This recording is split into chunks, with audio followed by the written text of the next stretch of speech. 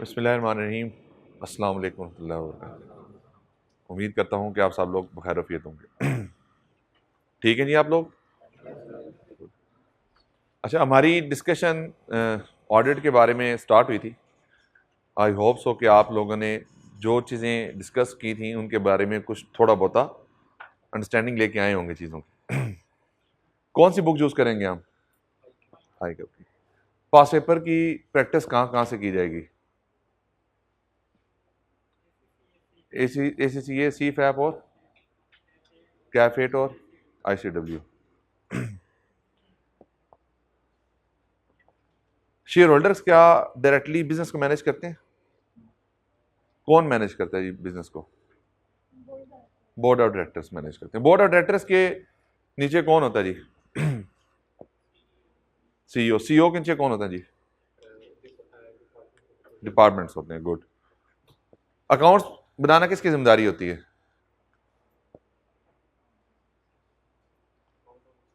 Account officer. Auditor की जिम्मेदारी होती है? नहीं होती। चलें, गुड। थोड़ा बहुत आप लोगों ने समझ के पढ़ा है। एनीवे जी, हमारी डिस्कशन आज होनी है फर्म के स्ट्रक्चर के बारे में एंड सर्विसेज। जाहिर बात है, अगर आपको फर्म का स्ट्रक्चर नहीं पता, बीइंग प्रैक्टिशनर हमारी सर्विसेज क्या होती हैं इनके बारे में नहीं पता, तो आप ऑडिट के सब्जेक्ट को तो समझ ही नहीं सकेंगे। तो फर्म के स्ट्रक्चर में एक टैक्स डिपार्टमेंट होता है। पता है जी आप लोगों को टैक्स डिपार्टमेंट का पता है? टैक्स में फिर आपका इनकम टैक्स आ जाता है, सेल टैक्स आ जाता है, FED आ जाती है एंड अदर्स आ जाते हैं। जो टैक्स डिपार्टमेंट होता है वो इनकम टैक्स की रिटर्न्स भी फाइल कर रहा होता है, टैक्स की बुक कीपिंग भी कर रहे होते हैं, नोटिस के रिप्लाई भी दे रहे होते हैं। फिर उसके बाद जो कंपनी के ऊपर कोई केसेस चल रहे होते हैं उन केसेस को भी डील कर रहे होते हैं। सेम सेल टैक्स में है, सेम FED में है, सेम अदर कोई भी लॉज एंड रेगुलेशन है उनको भी साथ साथ देख रहे होते हैं। जी, आपका कैफ 2 बनता है। वो जो आपका सब्जेक्ट कौन सा कैफ 2 है? ये कैफ 2 की लर्निंग आपकी इस डिपार्टमेंट में काम आती है। कैफ 2 टैक्सेशन का जो सब्जेक्ट आपका। दूसरे नंबर पे आता है एडवाइजरी। एडवाइजरी वर्ड निकला है एडवाइस से। एडवाइस का मतलब क्या होता है? मशवरा। किसी क्लाइंट को किसी चीज के बारे में एजुकेट करना, उनके जो बिजनेस की प्रॉब्लम्स हैं उनको डील करना, उसके बारे में होता है। अब जो एडवाइजरी फंक्शन होता है, there are multiple further function under the advisory function. एक कॉर्पोरेट एडवाइजरी होती है।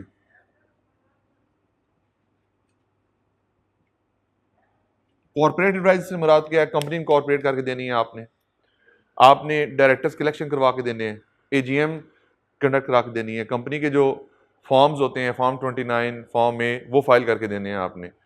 इस तरह के जो काम होते हैं ये सारे के सारे कौन कर रहा होता है? कॉर्पोरेट एडवाइजरी का डिपार्टमेंट आपका कर रहा होता है। कॉर्पोरेट एडवाइजरी आपका कैफ 7 है, आई थिंक सो। जो आपका कंपनी लॉ का पोर्शन है, ये कैफ 7 में आपने इसके बारे में पढ़ रहे होंगे या आपने पढ़ लिया होगा। दूसरे नंबर पे एडवाइजरी में आता है risk advisory.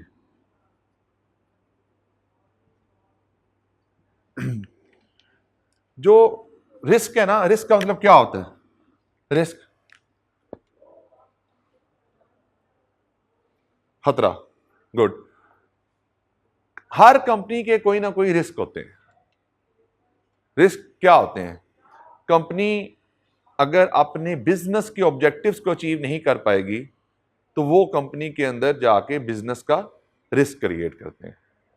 For example, company अपनी प्रोडक्ट सेल नहीं कर पाएगी। फॉर एग्जाम्पल, कंपनी के जो रिसोर्सेज हैं वो ठीक तरीके से यूटिलाइज नहीं हो पाएंगे। ठीक तरीके से यूटिलाइजेशन से मुराद क्या है? एक कंपनी है जिसका काम सोने का है, सोने का 1 तोला 2,70,000 रुपये का है। अब फॉर एग्जाम्पल उसके जो एम्प्लॉयज काम कर रहे हैं वो उसमें से 1 तोला सोना भी चोरी करके ले जाएं तो कंपनी को 2,70,000 की क्या हो जाएगा? नुकसान हो जाएगा। अब इसका मतलब क्या है कि देयर इज सर्टेन रिस्क। अब उस रिस्क को मिटिगेट करने के लिए we some time advise the client, हम क्लाइंट को क्या देते हैं, मशवरे देते हैं। फॉर एग्जांपल कंट्रोल क्या होंगे, आप जैसे कोई मेटल डिटेक्टर लगा दें, जैसे कोई एम्प्लॉय इन हो तो मेटल डिटेक्टर में उसकी शनाख्त हो। जाहिर बात अगर आप जाते हैं किसी जगह पे भी, किसी मॉल में आप एंटर हो तो टी टी टू टां टां टां शुरू हो जाती है। उसकी 3-4 तरह की आवाज़ें होती हैं। एक वो आवाज़ होती है जिसका मतलब होता है कि इनके पास एक्सप्लोसिव मटेरियल्स नहीं है। दूसरी आवाज़ होती है जिसमें रेड लाइट्स जल जाती हैं, उसमें मतलब क्या होता है कि बंदे के पास कोई पिस्टल है, कोई नुकसान पहुंचाने वाली चीज़ है, कोई चाकू है, कोई छुरी है, तो क्या हो जाता है उसकी आवाज़ चेंज हो जाती है। तो आप क्या, हम एडवाइस कर देते हैं भाई जान आप यहाँ पे क्या लगा दें जी, मेटल डिटेक्टर लगा दें। अब उस सोने की जो शॉप है उसके बाहर या उसकी जो एंट्रेंस और एग्जिट है उसके ऊपर हम ये लगा दें मेटल डिटेक्टर, तो ये कंट्रोल हमारा बेहतर हो सकता है। उससे क्या होगा, सोने की चोरी में कमी आ सकती है। सीसीटीवी कैमरा लगा दें। फिर उसके बाद क्या होता है कि आप वेट करते रहें, यानी कि आपका जो, अगर आप किसी सुनहरे की दुकान पे जाएं तो वो पहले आपको कोई चीज़ दिखाने से पहले पूरे ट्रे का वेट करते हैं, उस वेट कर को अपने पास लिख लेते हैं, फिर वो चीज़ आपके सामने पूरी ट्रे में रख देते हैं। आपने कोई चीज़ पसंद की, उसका वेट अलग करते हैं, फिर दोबारा जब वो ट्रे अपने उसमें रखते हैं तो दोबारा उसका वेट करते हैं। तो पहला वेट जो किया था वो, बाद में जो वेट किया था वो, उसमें डिफरेंस किस चीज़ का होना चाहिए, उस सिंगल आइटम का होना चाहिए, जो सिंगल आइटम हमारी क्या होगी, सेल होगी। अगर सेल नहीं हुई, अगर मुझे कस्टमर ने कहा कि मुझे ये दूसरा ट्रे निकाल दें, तो पहला वेट और दूसरा वेट क्या होना चाहिए, कॉमन होना चाहिए, सेम होना चाहिए। अब ये क्या है, दीज आर सर्टेन कंट्रोल्स। ये समझाने के लिए मैंने आपको ये बात बताई है, क्योंकि रियल टाइम सिनेरियोज में आप चीज़ें जो देखते हैं उससे चीज़ जल्दी समझ आ जाती है। इसके अंदर काफ़ी और एग्जाम्पल्स भी हैं, समझाने के लिए मैंने ये छोटी सी एग्जाम्पल आपको दी है। इसी तरह से एग्जाम्पल है इस कॉलेज के पॉइंट ऑफ व्यू से, इस क्लास के पॉइंट ऑफ व्यू से रिस्क क्या है। रिस्क ये है कि इस क्लास में कोई ऐसा बच्चा ना आके बैठ जाए जिसने फी पे ना की हो या जिसका नाम लिस्ट में इंक्लूडेड ना हो। इस चीज के रिस्क को खत्म करने के लिए क्या किया उन्होंने, बाहर एक बंदा खड़ा कर दिया है जो जब एंटर होते हैं तो उस वक्त क्या करते हैं, आपका नाम वहां पे चेक करते हैं। बिजनेस का रिस्क क्या है कि क्लास के अंदर अनऑथराइज्ड एक्सेस ना हो। अब देखें क्या किया हमने, risk advisory. Some time clients को कंट्रोल्स बिल्डअप करने के लिए, क्लाइंट्स को अपने बिजनेस ऑपरेशंस को रन करने के लिए कुछ एडवाइसेस चाहिए होती हैं, कुछ उनको कंट्रोल्स मैकेनिज्म बनाने होते हैं। इससे रिलेटेड जो काम होते हैं ये सारे के सारे कहां पे होते हैं, आपके रिस्क एडवाइजरी डिपार्टमेंट में होते हैं। ये इंटरनल ऑडिट वाला काम भी ये लोग ही कर रहे होते हैं। इसकी फर्दर डिटेल जाने की हमें जरूरत नहीं है, समझने के लिए इतना काफी है। फिर आता आपका फाइनेंशियल एडवाइजरी। फाइनेंशियल एडवाइजरी जो है ये एमएफए आप लोग पढ़े हैं या पढ़ लिया होगा। एमएफए में भी क्या है, फाइनेंशियल एनालिसिस ही है बेसिकली। एनपीवीज निकालना, बिजनेस की वैल्यूएशन करना, इन्वेस्टमेंट अप्रेजल करना, शेयर होल्डर्स के वो जो होते हैं जो बिजनेस के ऊपर जो काम होता है वो करना, रिस्क मैनेजमेंट करना, फाइनेंशियल रिस्क मैनेजमेंट करना। फिर उसके बाद अगर फिजिबिलिटी स्टडीज आ जाती हैं, फिजिबिलिटी स्टडी से मुराद क्या होता है, कोई नया बिजनेस किसी ने बनाना है, कोई आपके पास आके कहता है भाई मैंने एक बिजनेस सेटअप करना है, मुझे इसकी फिजिबिलिटी कर दें, ये मैंने कोई काम करना है, मुझे इसकी ड्यू डिलीजेंस कर दें। आप उस बिजनेस के बारे में उनको एक राय दे रहे होते हैं कि अगर फॉर एग्जांपल अगर पोल्ट्री का ये बिजनेस करते हैं, लेयरिंग का बिजनेस करते हैं, उसमें ये वाला प्लांट चाहिए आपको, इस तरह की मुर्गी चाहिए, ये मुर्गी इतने की आती है, इसके अंदर वैक्सीनेशन का इतना खर्चा आता है, इतनी 1 किलो दाना एक मुर्गी दिन का खा जाती है, तो ये दाना जो होगा इसकी कॉस्ट आपको ऐड करनी पड़ेगी, इतने जनरेटर आपको लेने पड़ेंगे, उसकी कॉस्ट ऐड करनी पड़ेगी, इन जनरेटर को चलाने के लिए इतना फ्यूल लगेगा, इसकी कॉस्ट ऐड करनी पड़ेगी। अब आप क्या कर रहे हैं, you are just getting the information from your past experience about that business and the preparing financial plans for the clients. अब ये क्या आपकी फाइनेंशियल एडवाइजरी है, दिस इज फाइनेंशियल एडवाइजरी। अब ये आप एमएफए कौन सा सब्जेक्ट है जी आपका, कैफ 6 में आप इसके बारे में लर्निंग कर रहे हैं या कर ली होगी आप लोगों ने। फिर इसमें एक और आता है जिसे कहा जाता है ईआरपी डिपार्टमेंट। ईआरपी डिपार्टमेंट होता है enterprise resource planning. For example आजकल के दौर में ऑटोमेशन का दौर है और बिजनेसेस अपने आप को ऑटोमेशन की तरफ लेके जा रही हैं, इस वजह से क्लाइंट्स सिस्टम डेवलपमेंट्स की तरफ भी जाते हैं। बेटा नींद नहीं आनी चाहिए क्लास में, या मैं ठीक पढ़ा नहीं रहा या आपकी नींद पूरी नहीं है। ईआरपी डिपार्टमेंट का फंक्शन का काम क्या होता है, बिजनेस की नीड को असेस करना, उसकी बेसिस के ऊपर उनको सोल्यूशन रिकमेंड करना, and then to plan and install the software that will proceed with the book keeping of the company. ये जो आपने ओरेकल का नाम सुना है, एसएपी का नाम सुना है, ओडू का नाम सुना है, क्विक बुक का नाम सुना है, पीएचडी का नाम सुना है, ये सारी जो इंप्लीमेंटेशन साइड होती है, this is through the ERP department, enterprise resource planning. आजकल के दौर में this is too hot and favourite. मेरे मुताबिक अगर आप लोगों को आर्टिकल्स की अपॉर्चुनिटी मिले तो you should go for ERP department, कहीं भी आपको मिले। वैसे बहुत कम फर्म्स कर रही हैं, लेकिन अगर किसी बच्चे को ईआरपी की अपॉर्चुनिटी मिलती है तो this is the future of the industry. Advisory में इसके अलावा और भी कुछ फंक्शन होते हैं, लेकिन बुक कीपिंग वगैरह जिस तरह से हो रही होती हैं, कंपनी के बुक्स को मैनेज कर रहे होते हैं, कंपनी के अकाउंट्स को मैनेज कर रहे होते हैं, एक वो बुक कीपिंग का डिपार्टमेंट भी होता है, वो रिस्क एडवाइजरी में समटाइम हम कवर कर लेते हैं, समटाइम हम फाइनेंशियल एडवाइजरी में ही उसको कवर कर लेते हैं। तो इस तरह से ये काम होते हैं एडवाइजरी फंक्शन के अंदर। आखिर पे जो जरूरी है और जो सबसे ज्यादा इंपॉर्टेंट है, that is assurance and other. ये हमारे सिलेबस के बारे में अब डिस्कशन होने जा रही है। पहले ये फंक्शन मैंने आपको बताया, tax advisory and then the finally assurance department. अच्छा, मतलब it took only hardly 10 minutes to explain the both tax and advisory department, लेकिन इससे एटलीस्ट आपके फर्म का स्ट्रक्चर या उस फर्म के जो अंदर काम हो रहे होते हैं उसके बारे में इंफॉर्मेशन मिल गई है। You are easily able to analyse the functions and to decide कि अगर आर्टिकल्स करने हो तो मैं कहाँ से किस फॉर्म में कर सकता हूँ, किस तरीके से कर सकता हूँ, उसके बारे में आपको यहाँ ब्रीफली इंफॉर्मेशन मिल गई है। और ऑडिट में समझने के लिए आपको लिंकिंग यहाँ पे बड़ी आगे काम आएगी। अश्योरेंस डिपार्टमेंट में बेटा दो तरह की सर्विसेज होती हैं। एक होती है अश्योरेंस, दूसरी होती है नॉन अश्योरेंस। जो ऑडिट डिपार्टमेंट्स होते हैं वो ये दो काम कर रहे होते हैं, एक अश्योरेंस का काम कर रहे होते हैं और एक नॉन अश्योरेंस का काम कर रहे होते हैं। अश्योर अक्सर औकात आप फॉर एग्जाम्पल किसी का बैठे, मैं तुम्हें श्योरिटी देता हूं ये काम हो जाएगा। श्योरिटी का मतलब क्या होता है? यकीन दहानी करना, किसी को उस चीज के बारे में कंफर्म करना। This is called the assurance. Non assurance क्या है? श्योरिटी नहीं है। तो इसका मतलब क्या हुआ कि सम टाइम क्लाइंट में engage us to perform certain procedures. For example rice वालों ने मुझे बुलाया और कहा कि आप हमें इस कमरे के अंदर हमारी 100 चेयर्स पड़ी हुई हैं, आप रिकाउंट करके बता दें कि 100 चेयर्स पड़ी हैं या नहीं पड़ी। क्या मैंने यहां पे अपने पास से कोई प्रोसीजर लगाया है? मैंने क्या किया है? मुझे आपने डिक्टेट किया, मैंने उस डिक्टेशन को फॉलो किया and then I give the report. आपने मुझे बताया कि मेरे इस कमरे में 100 चेयर्स हैं, you just go and recount and report us कि 100 हैं या नहीं है। यहां पे आपने अपने पास से कुछ चीज की है? नहीं की। इसका मतलब क्या है? जो क्लाइंट की तरफ से काम आपको कहा जाए उसमें आप अपने पास से कोई प्रोसीजर ऐड ना करें, बल्कि उसको एज इट इज आप क्या कर दें, परफॉर्म। तो वो क्या होगी? आपकी नॉन एश्योरेंस होगी। वो क्या होगी? Non assurance. वो क्या होगी? आपकी नॉन एश्योरेंस होगी। Just get a little bit difference. Assurance में फिर क्या होगा? एश्योरेंस में क्या है? श्योरिटी देना। एश्योरेंस में क्या है? श्योरिटी देना। अब क्लाइंट आपको डिक्टेट नहीं कर सकता कि भाई मुझे ये काम करके दें। अब काम कौन करेगा?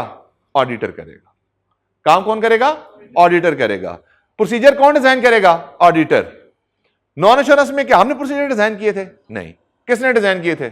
मैनेजमेंट ने। हमने क्या किया? उनको सिर्फ रीपरफॉर्म। एश्योरेंस में प्रोसीजर कौन डिजाइन करता है? ऑडिटर। एश्योरेंस में प्रोसीजर कौन डिजाइन करता है? ऑडिटर। यहां पे प्रोसीजर कौन डिजाइन करता है? Management, client. तो इसका मतलब क्या हुआ? सबसे पहला डिफरेंस किस चीज का है जी? प्रोसीजर्स का।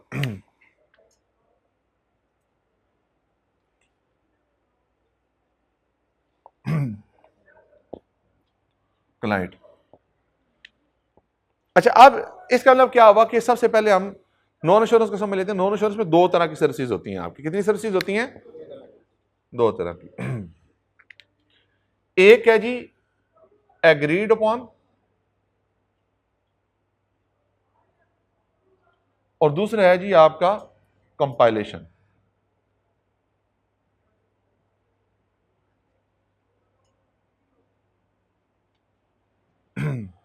एक है जी आपका एग्रीड अपॉन, दूसरा क्या है जी कंपाइलेशन एंगेजमेंट। एग्रीड अपॉन मतलब क्या है, जो म्यूचुअल कंसेंसस के साथ एग्री हो जाए। एग्रीड अपॉन प्रोसीजर्स कहा जाते हैं, क्या कहा जाती है, एग्रीड अपॉन प्रोसीजर। आप लोगों ने मुझे हायर किया, काउंटिंग कर दें, मैंने काउंटिंग करके बता दिया। प्रोसीजर किसने दी, आपने। मैंने क्या किया, उन प्रोसीजर को आपके साथ agree, this is called the agreed upon procedures. For अगर मल्टीनेशनल्स का आपको आइडिया होगा, मतलब कार4 के नाम से एक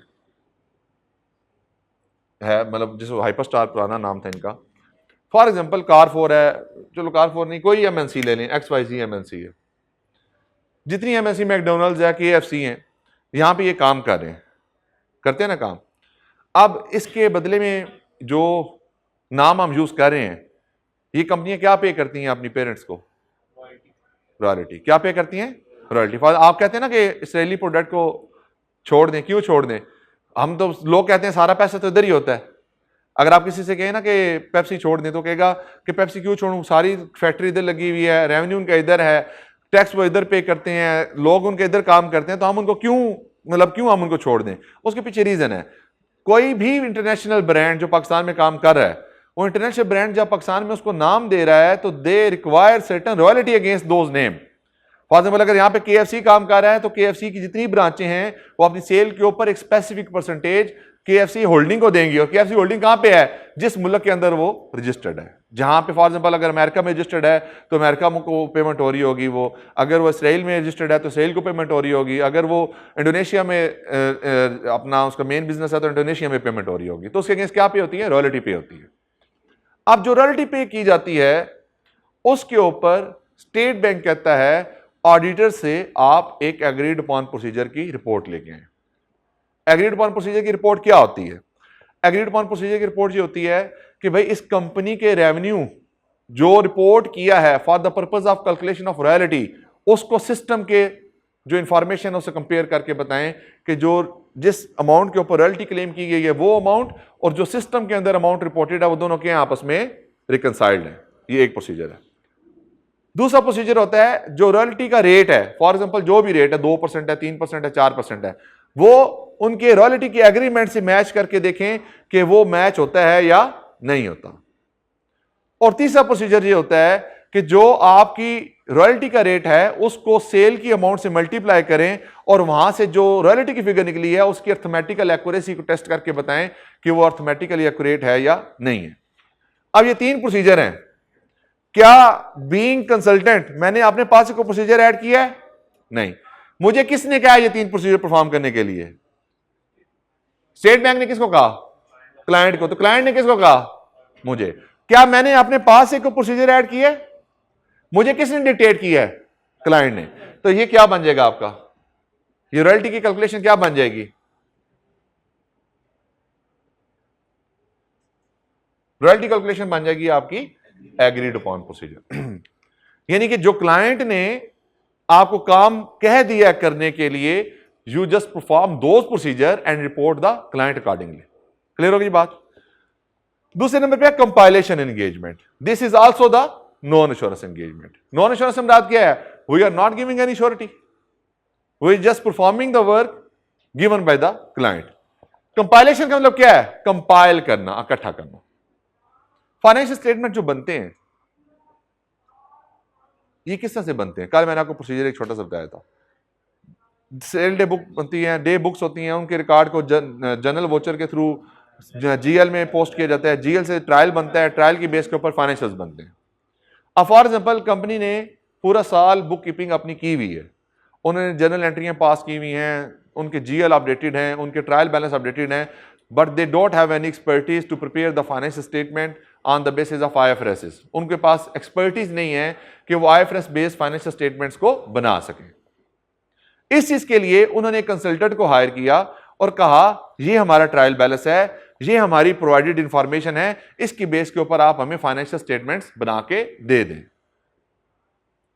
हमने कहा ठीक है जी। आपने हमें एंगेज किया, हमने आपकी एंगेजमेंट की बेस के ऊपर आपको एक फाइनेंशियल स्टेटमेंट बना के उसके ऊपर एक रिपोर्ट बना के दे दी।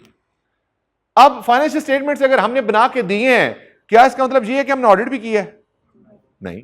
इसका मतलब ऑडिट तो नहीं है, इसका मतलब अश्योरेंस तो नहीं है। इसका क्या मतलब है कि क्लाइंट उस रिपोर्ट को और उस प्रिपेयर्ड फाइनेंशियल स्टेटमेंट्स को किसी भी शेयर होल्डर को, किसी भी स्टेक होल्डर को दे दे और केस के ऊपर ऑडिट हुआ है, तो कंपाइलेशन एंगेजमेंट को ऑडिट कंसीडर किया जाएगा? नहीं। कंपाइलेशन एंगेजमेंट क्या है? The information is provided by the client and the consultant has prepared the information या डिलीवरेबल उसकी बेसिस के ऊपर। ये बात समझ आई आपको? This is called the compilation engagement.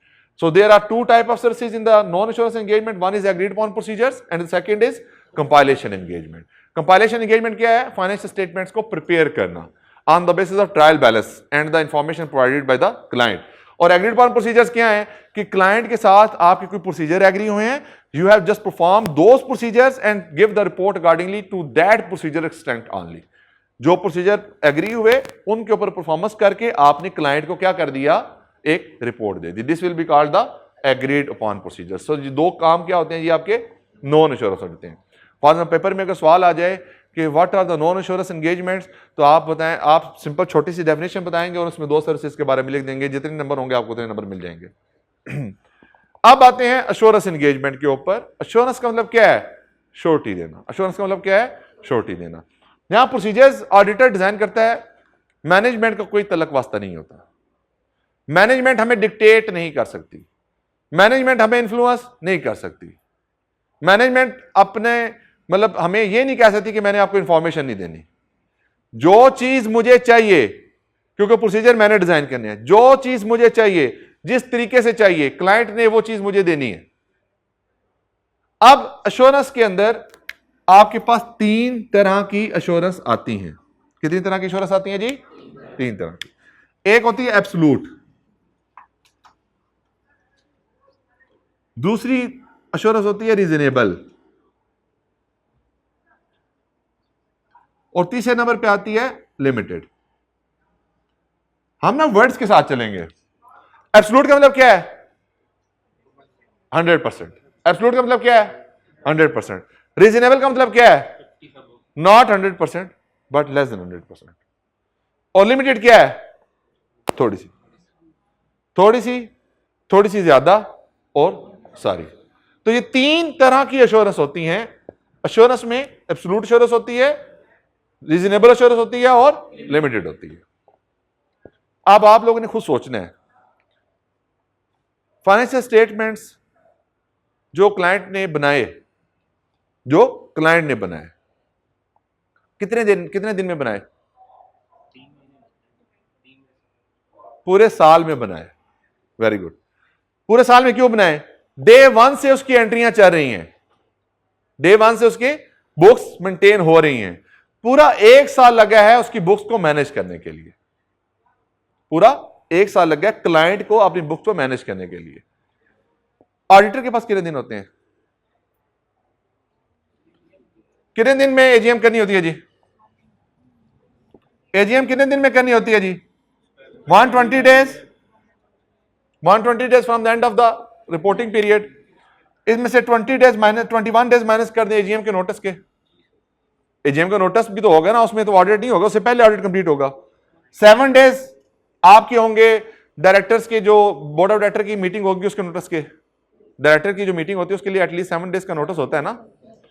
फिर उसके बाद आप माइनस कह रहे हैं प्रिंटिंग श्रिंटिंग और बाकी लॉजिस्टिक मैटर्स। फॉर एग्जांपल 10 दिन प्रिंटिंग मैटर्स और लॉजिस्टिक मैटर्स के ऊपर लग गए। क्लाइंट को बनाने के लिए कितने दिन रिक्वायर्ड होंगे? जारी बात है पूरे साल में तो बुक कीपिंग हुई है, उसके बाद क्लाइंट कम से कम 15 से 20 दिन या महीना तो लगेगा ना अपने फाइनेंशियल स्टेटमेंट्स को प्रिपेयर करने के लिए, अपने डाटा को गैदर करने के लिए। तो क्लाइंट ने 20 दिन ले लिया आपसे।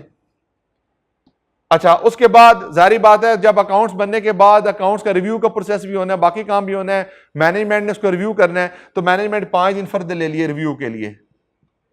तो कितने दिन बाकी रह गए जी? 120 माइनस 21 कितने बने? ये बताएं जी, कैलकुलेशन करें। 57 डेज ऑडिटर के पास होते हैं ऑडिट को करने के लिए। कितने दिन होते हैं जी?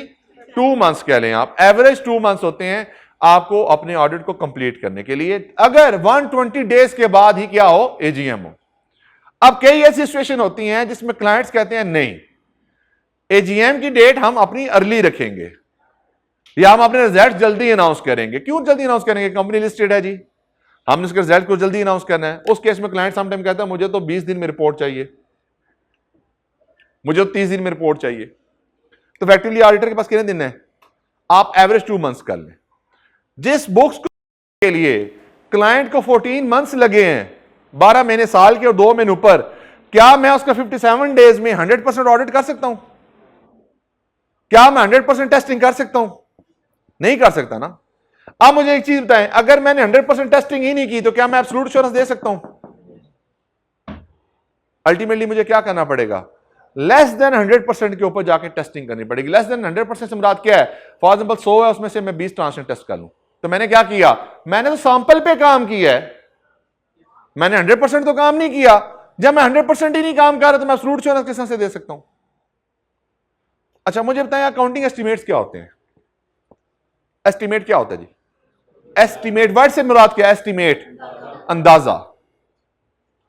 अगर मैं आज के दिन पे ये कहूं कि कंपनी के जो डेटर्स हैं वो इतने 5% डेटर डिफॉल्ट कर जाएंगे, तो 5% की क्या करें? प्रीमियम को बुक कर दें। क्या 5% डेटर डिफॉल्ट कर गए?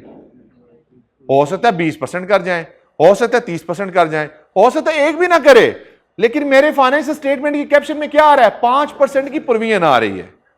क्या कंक्रीट एविडेंस है कि 5% ही है? तो फिर आप एब्सोल्यूट किस तरह से कर सकते हैं उसको? आप एब्सोल्यूट तो नहीं कह सकते उसको। डेप्रिसिएशन का पैटर्न है, स्ट्रेट लाइन के ऊपर करनी है, रिड्यूसिंग बैलेंस पे करनी है, या डेप्रिसिएशन का रेट है, आप जो मर्जी कर लें। हो सकता है अगले साल जाके कोई फ्लड आ जाए, कोई अर्थक्वेक आ जाए, प्लांट पूरा डिमोलिश हो जाए, तो पूरे का पूरा प्लांट किधर गया? जीरो हो गया ना। तो आप एकदम एस्टिमेट चेंज होने में टाइम नहीं लगता। जब तक आपके पास कंप्लीट इंफॉर्मेशन ही नहीं है, जब तक आपने 100% टेस्टिंग ही नहीं की, तो भाई आप एब्सोल्यूट एश्योरेंस तो दे ही नहीं सकते। तो जो ऑडिटर होता है, he can not give the absolute assurance. There are multiple other factors as well. इसमें और बड़ी चीजें हैं, कॉस्ट का एलिमेंट होता है। जाहिर बात है, काम करने की कॉस्ट होती है। अब इतनी कॉस्ट कौन बियर करे? ना क्लाइंट इतनी कॉस्ट आपको देगा, ना आप इतनी कॉस्ट लगाएंगे 100% काम करने के लिए, तो डूएबल चीजें नहीं होती। तो इसलिए हम एब्सोल्यूट एश्योरेंस नहीं देते। तो एब्सोल्यूट के ऊपर क्या लग गया? काटा।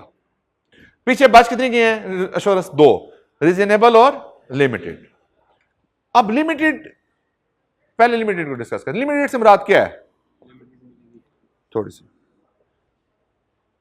अगर फॉर एग्जांपल आप आई कैप के पास पेपर दिया, आपने पेपर खुदा ना खासा फेल हो गया, तो आई कैप ने कहा कि आप हमसे क्या करवा लें? रीचेक करवा लें या रिव्यू करवा लें? क्या कहते हैं? रिव्यू करवा लें। कभी उस रिव्यू का रिजल्ट बदला है? वो जो ओरिजिनल रिजल्ट होता है वही होता है। वो करते हैं क्या उसमें? सिर्फ पेपर को पकड़ते हैं, मार्किंग को दे लेते हैं, कोई नंबर ऊपर नीचे तो नहीं हुए, कोई क्वेश्चन मिस तो नहीं हुआ चेक करने में, कोई कैलकुलेशन में कोई इशू तो नहीं आया। क्या वो ये कहते हैं कि जो ओरिजिनल पेपर था वो आपका ठीक था और हमने उसको गलत किया था? ऐसे तो कभी भी नहीं करेंगे। अब जो लिमिटेड एश्योरेंस होती है, इसमें हमारे प्रोसीजर बहुत लिमिटेड होते हैं। इसमें प्रोसीजर हमारे क्या होते हैं? लिमिटेड होते हैं। अब आपके ज़हन में सवाल आएगा कि भाई हम लिमिटेड एश्योरेंस क्यों देंगे? यहां पे 2 तरह की रिक्वायरमेंट्स होती हैं। Sometime there are legal requirement,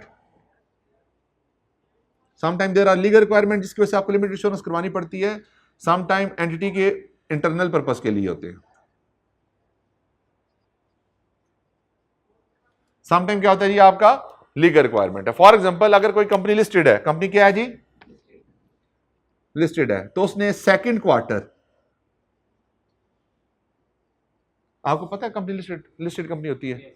listed company क्या होती है? जिसके शेयर्स पब्लिकली ट्रेड हो रहे हो। जो कंपनी लिस्टेड होती है उसके ऊपर ये रिक्वायरमेंट होती है कि उसने अपने सेकंड क्वार्टर के फाइनेंशियल स्टेटमेंट, सेकंड क्वार्टर कौन सा होता है? 6 मंथली जो फाइनेंशियल स्टेटमेंट्स होते हैं, उसका रिव्यू करवा के स्टॉक चेंज के ऊपर उन फाइनेंशियल स्टेटमेंट को भेजना होता है। तो ये क्या है? लीगल रिक्वायरमेंट है। अच्छा, लिमिटेड इंश्योरेंस में होता क्या है? प्रोसीजर बहुत आपके लिमिटेड होते हैं। प्रोसीजर क्या होते हैं? बहुत कम प्रोसीजर होते हैं। आप ज्यादा प्रोसीजर्स नहीं लगाते। हमारे प्रोसीजर की एक्सटेंट लिमिटेड होती है। मैं आप प्रोसीजर के नाम इसलिए नहीं बताऊंगा कि आपको भी पता ही नहीं है प्रोसीजर होते क्या हैं। तो आप सिर्फ इतना याद रखें यहां पे कि जो आपकी लिमिटेड इंश्योरेंस होती है, इसमें या लीगल रिक्वायरमेंट होती है या एंटिटी इंटरनल पर्पस के लिए अपने फाइनेंशियल स्टेटमेंट्स को रिव्यू करवाती है। और जो आपके फाइनेंशियल स्टेटमेंट्स के ऊपर हम रिव्यू करते हैं, उसमें प्रोसीजर की एक्सटेंट क्या होती है? बहुत कम होती है।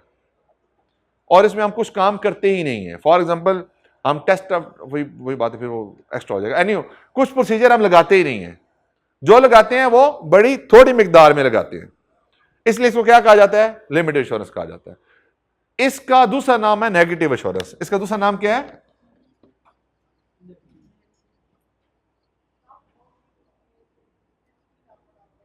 इसका दूसरा नाम क्या है? Negative assurance. नेगेटिव एश्योरेंस से मुराद क्या है कि भाई हमें कुछ नहीं मिला, हमें कुछ नहीं मिला, based on our view we there come nothing to our attention that cause us to believe कि ये जो फाइनेंशियल स्टेटमेंट बने ये ठीक नहीं है।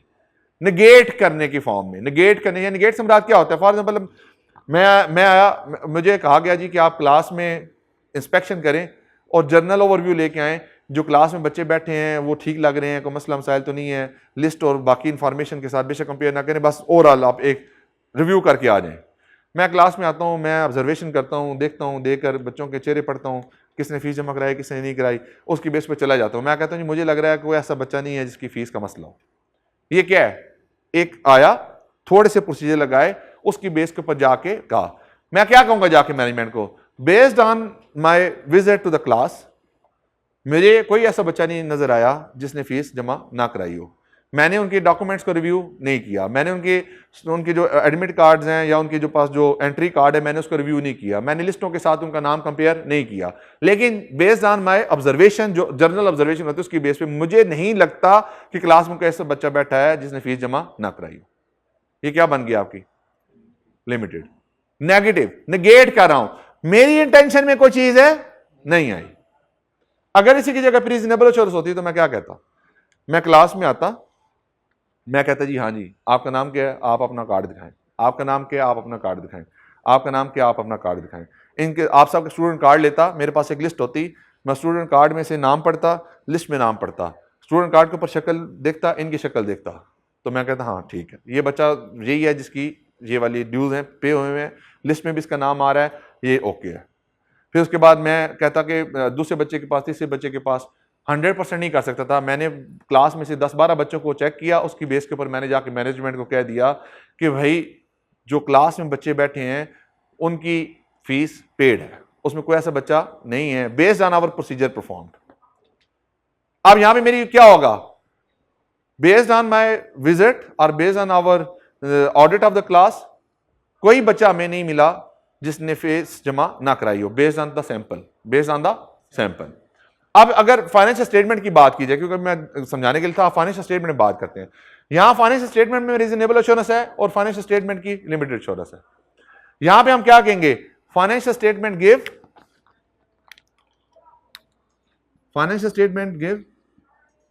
True and fair view. हम क्या कह रहे हैं? Financial statement give true and fair view. Financial statement क्या कह रहे हैं? ट्रू एंड फेयर व्यू दे रहे हैं। अगर लिमिटेड एश्योरेंस होती तो मैं यहां पे क्या वर्ड यूज करता? Nothing has come to our attention that cause us to believe that financial statements do not present true and fair view। ये वर्डिंग है जी अगर आपकी लिमिटेड एश्योरेंस होगी। लिमिटेड एश्योरेंस किसकी रिक्वायरमेंट है? लीगल रिक्वायरमेंट की वजह से भी हो सकती है और एंटिटी के इंटरनल पर्पस के लिए भी हो सकती है। इस वजह से जब आप लिमिटेड एश्योरेंस परफॉर्म करते हैं तो लिमिटेड एश्योरेंस का दूसरा नाम क्या है? Negative form of assurance. Negative form of assurance से मुराद क्या है? Nothing has come to our attention. देखिए आप नेगेट कर रहे हैं, nothing has come to our attention that cause to believe that financial statement do not present true and fair view. ये बात समझ आई आपको? ऊपर से तो नहीं गुजर गई? क्लियर है? नहीं समझ आई? नहीं आई? मैंने कहा जी मैंने कुछ प्रोसीजर लगाए, उन प्रोसीजर की बेस पे मैं ये कहता हूं मुझे नहीं लगता कि फाइनेंशियल स्टेटमेंट ठीक नहीं है। इसका मतलब क्या है? मुझे नहीं लगता कि आपको ऑडिट का सब्जेक्ट नहीं आता। इसका मतलब क्या है? आपको आता। इसका मतलब क्या है? कि मुझे लगता है आपको काम आता है। मुझे नहीं लगता कि आपको ऑडिट का सब्जेक्ट नहीं आता। माइनस माइनस क्या होता है? माइनस माइनस क्या होता है? मुझे नहीं लगता कि आपको ऑडिट नहीं आता। इसका मतलब क्या है? ऑडिट आता है। नहीं समझे? Nothing has come to our attention, हमारी नजर में ऐसी कोई चीज नहीं आई that cause us to believe that financial statement do not present true and fair view।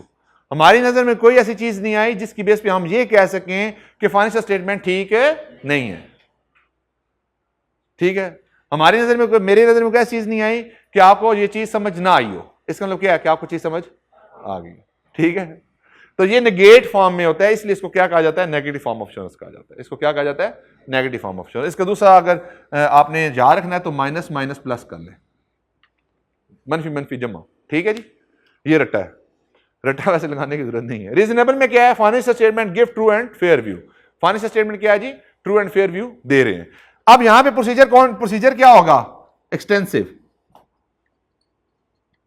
Extensive लिखा है, क्या मैंने यहां पे 100% लिखा है? नहीं, एक्सटेंसिव हो सकते हैं, 100% नहीं हो सकते। यहां पे प्रोसीजर क्या होंगे? लिमिटेड। थोड़े से प्रोसीजर होंगे, स्पेसिफिक प्रोसीजर होंगे जो हम परफॉर्म करेंगे। अच्छा, अब इसमें फर्दर आगे और बड़ी टाइप्स निकलेंगी, आगे इसमें बहुत डिस्कशंस होंगी, इसमें होता क्या है, किस तरीके से होता है, लेकिन ब्रीफ अंडरस्टैंडिंग के लिए आप लोगों के लिए इतना इनफ है। क्योंकि अगर जाहिर बात हमने आगे बुक भी पढ़नी है, उसमें चीजें पढ़नी है, तो उसमें चीजें समझ आ जाएंगी। एटलीस्ट आपको एक बेसिक कॉन्सेप्ट होना चाहिए कि भाई अश्योरेंस है, अश्योरेंस के अंदर एब्सोल्यूट है, रीजनेबल है और लिमिटेड है। फॉर एग्जाम्पल पेपर में ये सवाल आ जाए कि why auditor can not give the absolute assurance, तो आपके किसी में एक बेसिक कॉन्सेप्ट है, हम 100% काम नहीं करते। फाइनेंशियल स्टेटमेंट में क्या होता है? एस्टिमेट्स होते हैं, वो कंक्रीट नहीं होते। अगर मैनेजमेंट ने, देखें फ्रॉड क्या किया जाता है? इंटेंशनली किया जाता है ना। देखिए फ्रॉड हो सकता है या मिस्टेक हो सकती है, दो काम ही होंगे ना, या फ्रॉड होगा या मिस्टेक्स होंगी। फ्रॉड जो किया जाता है वो क्या बता के किया जाता है? नहीं। अब फॉर एग्जांपल आप लोग खाना नहीं खा के आए और मैं आपसे पूछूं खाना खा के आए हैं, तो आप खाया भी होगा तो क्या कहेंगे? नहीं खाया हुआ, या बिलफर्ज आप उसका वाइस वर्सा आंसर कर सकते हैं। अब अगर किसी ने फ्रॉड करके आया है, फॉर एग्जाम्पल किसी ने सूटा लगाया है, सूटा लगाने के बाद घर गया है, तो घर जाने से पहले उसने क्या खा ली होगा? चिंगम खा ली होगी, वो होस्ट की गोली खा ली होगी, तो घर वालों को पता चलेगा? नहीं पता चलेगा। उसने क्या किया है? फ्रॉड किया है, तो फ्रॉड आइडेंटिफाई नहीं हो सकता। अब फॉर एग्जाम्पल मैं एक बाप कहे जी मेरा बेटा तो इतना नेक है, इतना पाक है, उसने तो आज तक सूटे ही नहीं लगाया, उसने तो आज तक ये वाले जो सिगरेटें नहीं पी, उसने वेप नहीं किया, लेकिन एक्चुअली वो ऐसी बात नहीं है। तो क्या उसकी गारंटी उसका बाप दे सकता है? नहीं दे सकता। क्यों नहीं दे सकता? क्योंकि जो फ्रॉड होता है वो किस पर्पस के लिए किया जाता है? इंटेंशनली किया जाता है, उसको छुपाने की नीयत के साथ किया जाता है कि क्लाइंट ऐसे ही तरीके से काम करे कि अगर फ्रॉड करें भी तो वो किसी को पता ना लगे। तो इसलिए फ्रॉड होता है, तो फ्रॉड इंटेंशनली होता है, इस वजह से हम यहां पे एब्सोल्यूट एश्योरेंस नहीं दे सकते। हमें तो नहीं पता कि बैक एंड पे क्या चल रहा है, या मैनेजमेंट की इंटेंशंस क्या है, या उनके बैक एंड पे माइंड में क्या चीजें चल रही हैं। तो इसलिए फ्रॉड जो होता है वो इंटेंशनली होता है, उसको छुपाने की नीयत से किया जाता है, इसलिए हम यहां पे एब्सोल्यूट एश्योरेंस नहीं दे सकते। फॉर एग्जांपल मैनेजमेंट है, आपकी बात लेता हूं, हमने फॉर एग्जांपल स्टॉक काउंट करने गए, अब वहां पे मैनेजमेंट ने अपनी रिलेटेड पार्टी से उठा के स्टॉक शो करा दिया। ये बात मैं आपको थोड़ा सा एक्सप्लेन करता हूं। फॉर एग्जांपल मैंने बैंक से लोन लिया हुआ था, बैंक की रिक्वायरमेंट थी कि जितना आपके पास स्टॉक मेंटेन्ड होगा उसके बराबर आप फाइनेंसिंग ले लें हमसे। इसको कहा जाता है कैश फाइनेंस। क्या कहा जाता है? कैश फाइनेंस कहा जाता है। क्या कहा जाता है? Cash finance. कैश फाइनेंस होता है इन्वेंट्री के अगेंस्ट। आप इन्वेंट्री प्रोड्यूस करें, आप बैंक के पास प्लेज रखवाएं, उनसे आप फाइनेंसिंग ले लें। अब फॉर एग्जांपल मैंने उसको शो कराई थी 100 चेयर्स मेरी इन्वेंट्री में पड़ी, उसने कहा 100 चेयर फॉर एग्जांपल 10 लाख रुपए की हैं, या 100 डाइस जो है 10 लाख रुपए की हैं, तो इसका 80% 8 लाख रुपए आपको फाइनेंसिंग मिल गई। मैंने 8 लाख की फाइनेंसिंग ले ली। अब एक्चुअली उसमें से 100 डाइस ही मैंने बेच दिए। अब मेरे पास एक्चुअली डाइस पड़े हैं नहीं, लेकिन फाइनेंसिंग मैंने ली हुई है। अब मैंने ऑडिट वाले आए तो मैंने क्या किया, मेरी एक सिस्टर कंसर्न थी, उससे मैंने कहा कि 100 जल्दी जल्दी डाइस भिजवाओ। उसने 100 डाइस भिजवाए, मैंने अपने गोदाम में शो करा दिए।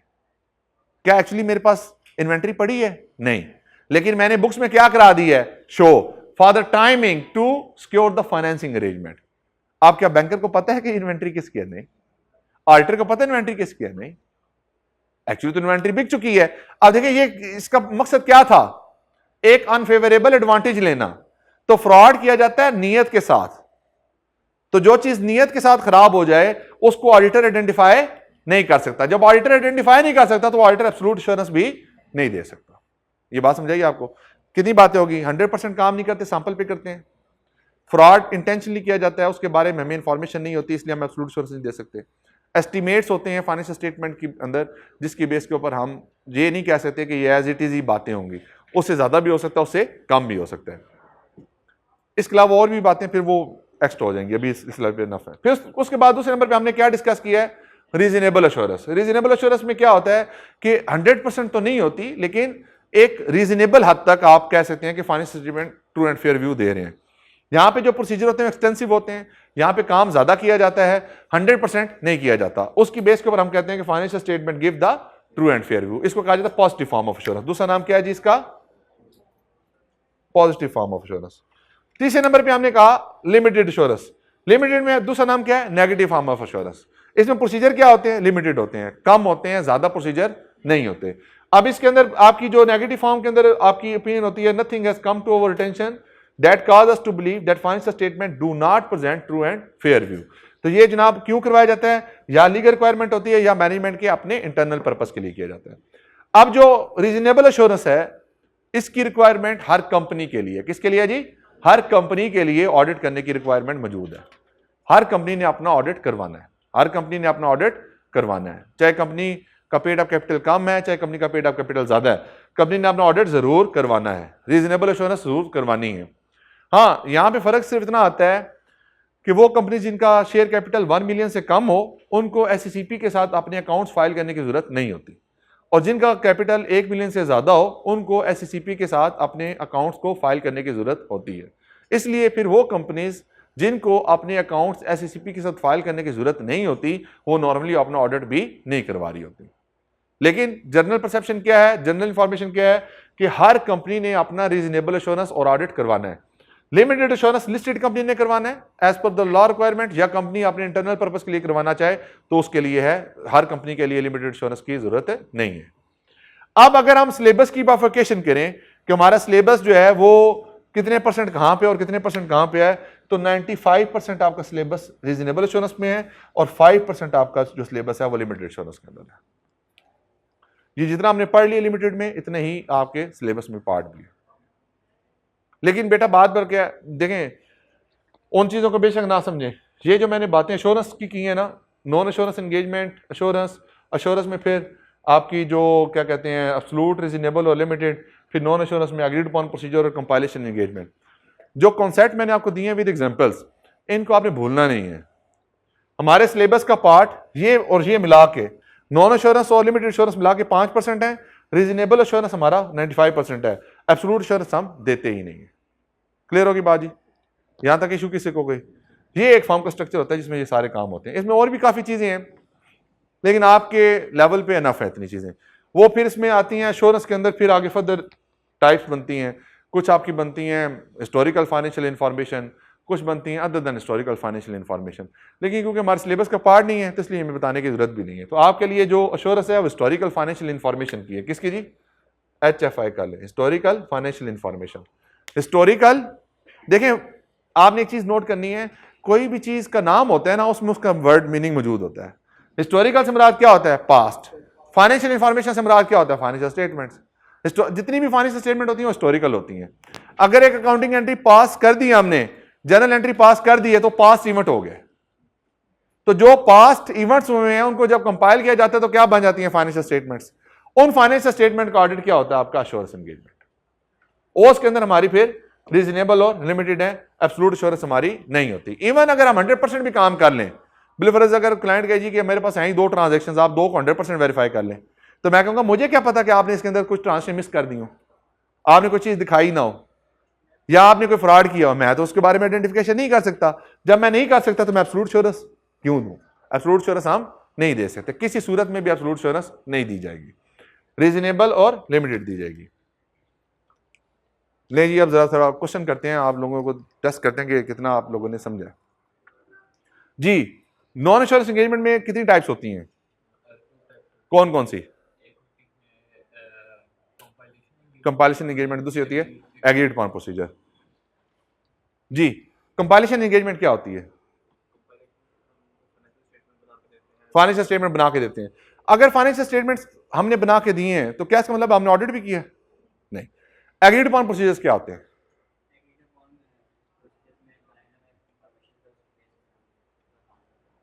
क्लाइंट हमें क्या देता है?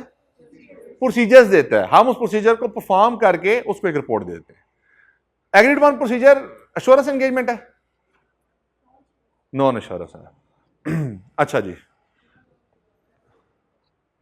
कितनी तरह की एश्योरेंस होती हैं जी? एश्योरेंस एंगेजमेंट कितनी टाइप की होती हैं? कौन कौन सी? Reasonable, absolute, limited. क्या हम रीजनेबल एश्योरेंस दे सकते हैं?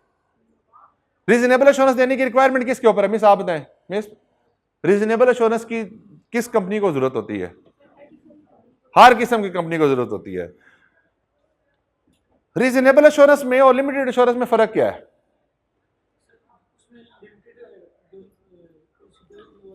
गुड। किस में लिमिटेड प्रोसीजर होते हैं? रीजनेबल में? कौन से दूसरे वाले? लिमिटेड एश्योरेंस में। अच्छा, इसमें एक्सटेंसिव होते हैं। अच्छा, क्या अगर हम एश्योरेंस एंगेजमेंट कर रहे हैं तो क्या हमें क्लाइंट प्रोसीजर बता सकता है कि ये प्रोसीजर लगा ले? अगर हम रीजनेबल एश्योरेंस दे रहे हैं या एश्योरेंस एंगेजमेंट कर रहे हैं तो क्लाइंट हमें डिक्टेट कर सकता है कि आप ये प्रोसीजर परफॉर्म कर दें? जी, क्लाइंट हमें डिक्टेट कर सकता है कि आप प्रोसीजर परफॉर्म कर दें? कर सकते हैं डिक्टेट? डिक्टेट कर सकते नहीं कर सकता। क्लाइंट हमें नहीं कह सकता कि ये प्रोसीजर आप परफॉर्म करें। ऑडिटर ने अपने प्रोसीजर परफॉर्म करने हैं, क्लाइंट से डिक्टेशन हम नहीं ले सकते। अगर क्लाइंट से मैं इंफॉर्मेशन डिक्टेशन लूंगा तो मैं इंडिपेंडेंट कैसे हूंगा? अगर आप मुझे कहो कि ये काम कर दो तो मैं वही काम कर दूं तो मैं इंडिपेंडेंट कैसे हुआ? मैं इंडिपेंडेंट तो नहीं हुआ। तो ऑडिटर के लिए क्या जरूरी, एश्योरेंस के लिए क्या जरूरी है? इंडिपेंडेंस होना जरूरी है, और एश्योरेंस के लिए इंडिपेंडेंस होना जरूरी है। अच्छा जी, लिमिटेड एश्योरेंस में किन किन कंपनीज के ऊपर लिमिटेड एश्योरेंस करवाने की रिक्वायरमेंट होती है? लिमिटेड एश्योरेंस किस कंपनी ने करवानी है? मिस आप ना बताएं, मेरे कान बहुत बारीक हैं, मुझे ना आवाज आ जाती है जी। और मैनेजमेंट के अपने पर्पस के लिए, ऑन पर्पस के लिए भी वो अपने करवा सकते हैं। ऑन पर्पस में क्या होगा? फॉर एग्जांपल अभी थोड़ी देर पहले मैंने आपको एग्जांपल दी थी, एमएनसीज होती हैं, मल्टीनेशनल कंपनीज कामकारी होती हैं, तो जो उनके हेडक्वार्टर्स होते हैं वो उनसे ये भी रिक्वायर करते हैं कि आप हर क्वार्टर का क्या करें? लिमिटेड एश्योरेंस करवा के हमें भेजें हर क्वार्टरली, यानी हर 3 मंथ्स के बाद आप हमें एक अपनी जो लिमिटेड एश्योरेंस है वो हमें परफॉर्म करके भेजें। मुझे उम्मीद है कि आप लोगों को अच्छा समझ आ गया, आगे समझ आ गया, क्लियर है, कोई मुश्किल तो नहीं है, जेन्युइन बात है। चैप्टर 1 आपका 50% कंप्लीट हो गया, आपको इतना बता दूं। लेकिन मैं भी आपको बुक इसलिए ओपन नहीं करवा रहा क्योंकि वो फिर जो कॉन्सेप्ट है ना वो हमारा हिल जाएगा और आप लोग फिर रट्टे की तरफ जाना शुरू हो जाएंगे। रट्टा नहीं लगवाना हमने। यहां तक क्लियर है जी? किसी को कोई इतराज? कोई इतराज नहीं है। ले जी, आज की ये डिस्कशन यहाँ पे कंक्लूड हुई है, लेकिन अगला जो 10 मिनट है हमारे पास, हम जो सबसे इंपॉर्टेंट बात थी कि अब हमारा जो सिलेबस है वो किस में मोहित है जी? रीजनेबल एश्योरेंस के ऊपर हमारा मौजूद है।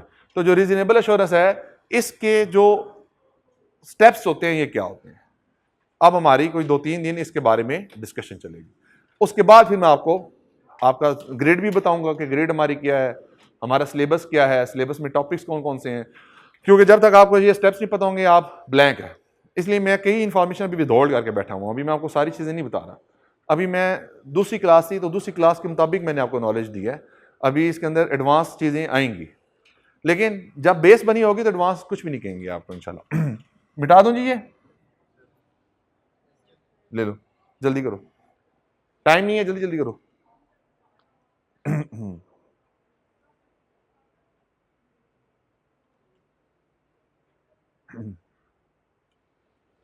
आपस में शेयर करना, ग्रुप में भेज देना।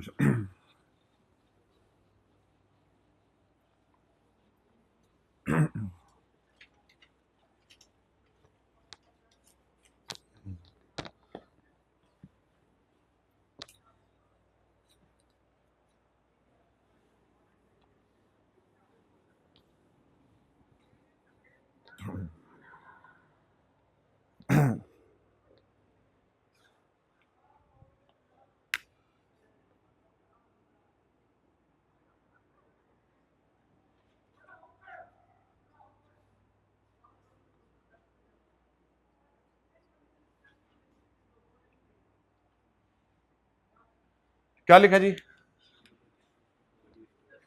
मिलके बोलें, ऑडिट स्टेप्स। दूसरा क्या लिखा है जी, शादी स्टेप्स। जो ऑडिट के स्टेप्स हैं वही शादी के स्टेप्स हैं। शादी के स्टेप्स तो पता ही होंगे आप लोगों को, तो ऑडिट के स्टेप्स तो ऑटोमेटिकली आपको समझ आ जाएंगे। तो हम डिस्कस करते हैं शादी के स्टेप्स से। सबसे पहले क्या किया जाता है जी, क्या किया जाता है बताओ भाई, रिश्ता ढूंढा जाए। पसंद तो बात की बात है, रिश्ता तो ढूंढ लो। सबसे पहले क्या किया जाता है, प्रपोजल को सर्च किया जाता है। किसको सर्च किया जाता है, रिश्ते को ढूंढा जाता है। अब रिश्ते को ढूंढने के लिए क्या तरीका होता है जी, जी रिश्ता.com और जी शादी.com और क्या चीज, ओह बेटा दिल के रिश्ते भी तुम्हारे कुछ नहीं होने। अभी सिर्फ सीधी सीधी बात हो कि किस तरह से रिश्ता होता है। देखें, या तो आप किसी ऑनलाइन एप्लीकेशन के थ्रू ढूंढेंगे, या किसी मैरिज ब्यूरो से आप रब्ता करेंगे, या आपके अपनी फैमिली के अंदर आपके कजन्स होंगे, उनके साथ आपकी शादियां होंगी। ठीक है, ये तीन सोर्स होते हैं, या मल्लेदार होंगे, या करीबी रिश्तेदार होंगे, या जानने वाले होंगे। ये तीन सोर्सेज होते हैं। अब इन तीन सोर्सेज से क्या किया जाता है, सबसे पहले रिश्ते आते हैं। रिश्ते क्या होते हैं, आते हैं रिश्ते, प्रपोजल रिसीव होते हैं। क्या वैसे ही ऑडिट, क्या वैसे ही शादी हो जाती है? प्रपोजल आता है तो प्रपोजल में सबसे पहले क्या देखते हैं आप, उसकी प्रोफाइल्स। क्या देखते हैं, प्रोफाइल्स। प्रोफाइल्स क्यों देखते हैं भाई? अगर लड़का है तो कितना पढ़ा हुआ है, बिजनेस क्या करता है, कितने बहन भाई हैं, कोई इसके ऊपर कोई पुलिस रिपोर्ट तो नहीं है, कोई FIR तो नहीं कटी हुई, कोई नशा तो नहीं करता, कोई जुआ तो नहीं खेलता, एथिकल बंदे हैं या नहीं है, बैकग्राउंड ऑफ द लोगों का बैकग्राउंड क्या है, बैकग्राउंड चेक क्या है। ये सारी बातें आप करते हैं। क्यों करते हैं? क्योंकि भाई एक रिलेशनशिप बिल्डअप होने जा रहा होता है, दो लोगों की जिंदगियां जुड़ने जा रही होती हैं। तो अगर शुरू में ही गलत डिसीजन हो गया तो सारी जिंदगी क्या होगी, पछतावे। यही होगा ना। अब यहां तक सिर्फ अपने आप को स्ट्रिक्ट रखें। ऑडिट में क्या रिस्क है, यही सेम जी पॉइंट देखें। ऑडिट किस तरह से आता है, कैसे आता है ऑडिट? ऑडिट का जो फर्म का पार्टनर होता है, या उसको कोई बंदा रेफर करेगा, कोई क्लाइंट रेफरल, जिस तरह से रिश्ते के रेफरल्स होते हैं, या किसी वेबसाइट के थ्रू हमने किसी कंपनी ने इश्तिहार लगाया कि हमें ऑडिट करवाना है, तो हमने उसके ऊपर अप्लाई कर दिया।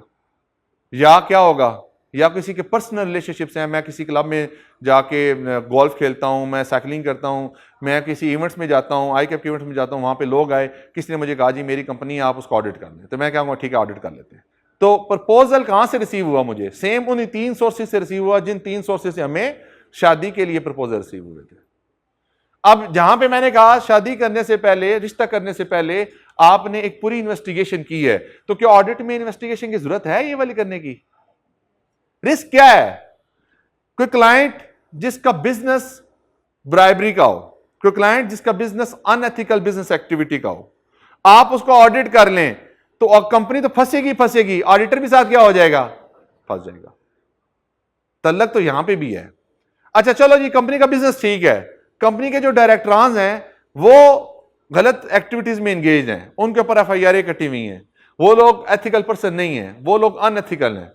तो सेम जो शादी के स्टेप्स में इशू था, सेम यहां पे भी है। जाहिर बात है ऑडिटर रिपोर्ट पे साइन करता है, अगर रिपोर्ट पे साइन करेगा तो उसके फाइनेंशियल्स को ऑन करेगा। जब उसके फाइनेंशियल्स को ऑन करेगा तो ऑडिटर भी इक्वली उसके अंदर क्या होगा, जिम्मेदार कंसीडर होगा। तो जिस तरह से एवेल्युएशन यहां पे आपने शादी के स्टेप्स में करते हैं, सेम इसी तरह से ऑडिट के स्टेप्स के अंदर भी हम ऑडिट की असाइनमेंट को एक्सेप्ट करने से पहले उनकी प्री असेसमेंट जरूर करते हैं, और उसमें हम ये चीज देखते हैं कि क्या हम इस कंपनी का ऑडिट कर सकते हैं या नहीं कर सकते।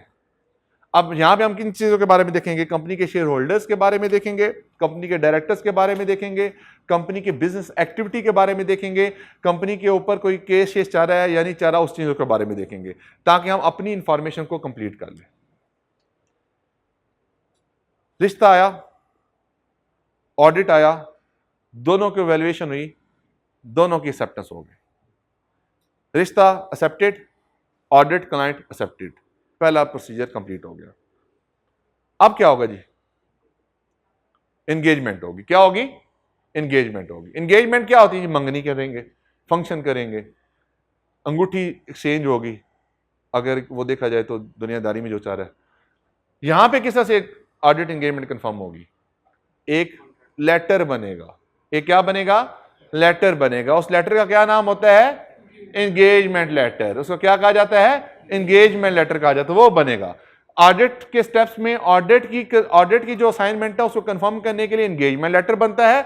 शादी के स्टेप्स के अंदर शादी की एंगेजमेंट कंफर्म करने के लिए मंगनी का फंक्शन होता है। यहां पे रोटी होती है, यहां पे रोटी नहीं होती। यहां पे अंगूठी होती है, यहां पे लेटर होता है। ये बात समझ आ रही है आपको? फिर क्या होगा? बस ब्रीफली 2-3 मिनट की बातें करते हैं, फिर उसके बाद डिटेल में डिस्कस करेंगे। फिर उसके बाद शादी का पूरा प्लानिंग होगी। प्लानिंग में क्या होगा? आपने हॉल कहां पे बुक कराना है, मेहमान कौन कौन बुलाने हैं, किसको बुलाना है किसको नहीं बुलाना, कौन से रिश्तेदार नाराज हैं जिनको आपने राजी करना है, खाने कौन कौन से होने चाहिए, अच्छा डीजे बुलाना है या नहीं बुलाना, फिर उसके बाद जो कौन कौन सी रस्में करनी है, अच्छा फिर उसके बाद जो है वो एक्टिविटीज़ किस तरह से परफॉर्म होंगी, ड्यूटीज़ किस किस की क्या होंगी। भाई तुम खाने पे बैठोगे, आप टेबल पे देखोगे, आपने जनाबे वाला जो देखना है कि टेबलों के ऊपर खाना कम ना हो जाए, आपने डीजे को देखना है, आपने बाकी फंक्शन की मैनेजमेंट करनी है, आपने लॉजिस्टिक मैटर को देखना है, आपने बकरे बनवाने हैं, आपने ग्रॉसरी परचेज करनी है। तो ये क्या है? ये ड्यूटियाँ हैं, ये क्या है? जिम्मेदारियाँ हैं उस काम को करने के लिए। वो क्यों की जा रही हैं? क्योंकि भाई शादी का फंक्शन आना है। शादी के फंक्शन में अगर चीजों को प्लान नहीं किया जाएगा तो क्या होगा? बाराती आएंगे और आखिर पास जाकर रोटी ही नहीं है तो क्या करेंगे? चुप करके वो वापस चले जाएंगे। ठीक है, तो बेइज्जती होगी। आपने उस चीज से क्या करना है? बचना है। अगर आप प्रॉपर्ली मैनेज नहीं करेंगे शादी के फंक्शन को तो फिर काफी चीजें खराब हो सकती हैं। Same like the case audit में भी अगर आप चीजों को प्लान नहीं करेंगे तो यहां पे भी मसाइल बनेंगे। अब यहां प्लानिंग क्या होगी? फॉर एग्जांपल एक कंपनी है जिसका बिजनेस मॉडल है रिवैल्यूएशन का, तो रिवैल्यूएशन कितने साल के बाद होनी चाहिए? हर 3 से 5 साल के बाद, या अगर आपके पास इंडिकेशन मिल जाए कि उसकी अर्ली जरूरत है तो फिर अर्ली की जा सकती है, लेकिन मिनिमम 3 और 5 ईयर्स का क्राइटेरिया I-16 में मौजूद है। अब फॉर कंपनी के 5 साल हो गए हैं रिवैल्यूएशन हुए हुए और आपने प्लानिंग फेज में इस चीज को नहीं देखा कि कंपनी के जो फाइनेंशियल्स हैं उसके अंदर रिवैल्यूएशन की जरूरत है या नहीं। ऑडिट कंप्लीशन के ऊपर आ गया, ऑडिट रिपोर्ट साइन होने लगी है, ऑडिट पार्टनर ने फाइनेंशियल स्टेटमेंट खोले, नोट में गया, नोट में लिखा हुआ कि पिछली जो रिवैल्यूएशन हुई थी 2015 में हुई थी। अब बताएं क्या होगा? दमादम मस्त कलंदर होगा। आप क्लाइंट तो नहीं मानेगा स्टेज के ऊपर। आप देखें मसला क्या है, आपने प्लानिंग फेज के ऊपर इन चीजों को अकाउंट फॉर नहीं किया। प्लानिंग में जो काम करने थे आपने उनको ठीक तरीके से डिजाइन नहीं किया। आज क्यों बना इशू? क्योंकि आपने प्लान उसको ठीक तरीके से नहीं किया। फॉर एग्जाम्पल मेरे पास रिसोर्सेज ही नहीं है, फर्म के पास रिसोर्सेज ही नहीं है कि जो किसी एरिया के ऊपर काम कर सके। फॉर एग्जाम्पल इन्होंने गोश्त मैनेज करना था, इन्होंने ग्रोसरी मैनेज करनी थी, व्हाट्सएवर काम करने थे। मेरे पास रेवेन्यू की एक्सपर्टीज का बंदा ही नहीं है, मेरे पास डेफ टैक्स को सेस करने का बंदा ही नहीं है, मेरे पास टेक्निकल एक्सपर्टीज ही नहीं है, तो क्या मैं ऑडिट कर सकता हूं?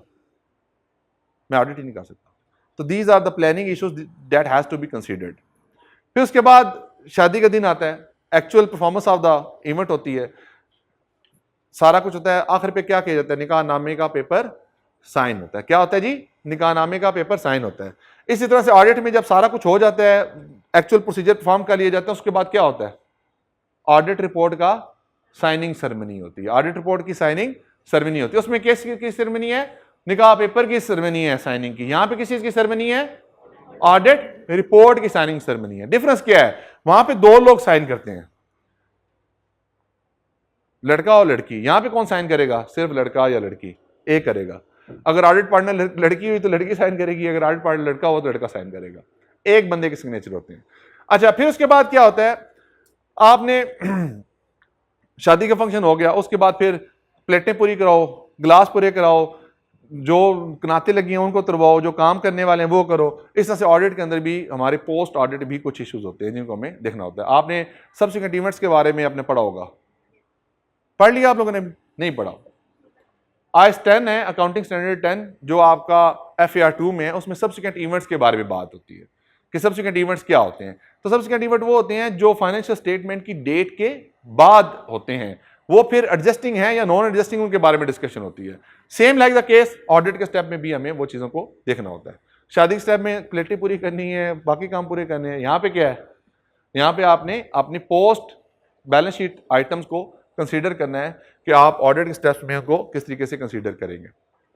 एक ब्रीफली मैंने आपको बताया, वरना मैं इसके ऊपर एग्जांपल के ऊपर 1 घंटा लगाता हूं, लेकिन आज मैंने 10 मिनट में इसको खत्म किया।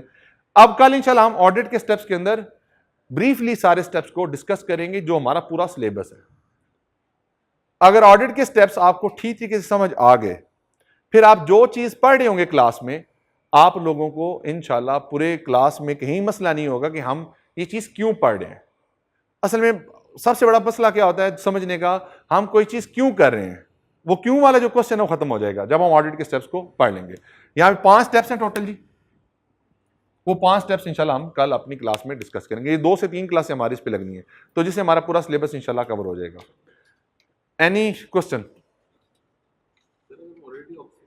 नहीं कर सकते तो फिर हमें पेनल्टी किस चीज़ की, मतलब कंपनी लॉ में जहाँ तक मुझे याद पड़ता है कोई पेनल्टी वगैरह देनी पड़ती है, फिर हम लोग ऑडिटर की कोई रिस्पॉन्सिबिलिटी इसमें की नहीं होती, जो जिम्मेदारियां वो पूरी करनी है, अगर वो पूरी नहीं करेगा तो फिर पेनल्टी लगेंगी। Any your question? कोई क्वेश्चन जी? ले जी, आज की डिस्कशन को यहीं पे करते हैं कंक्लूड। मिलते हैं इंशाल्लाह फिर अगली क्लास में, जिसमें हम ऑडिट स्टेप्स के बारे में इंशाल्लाह डिस्कस करेंगे। तब तक के लिए अल्लाह हाफिज़।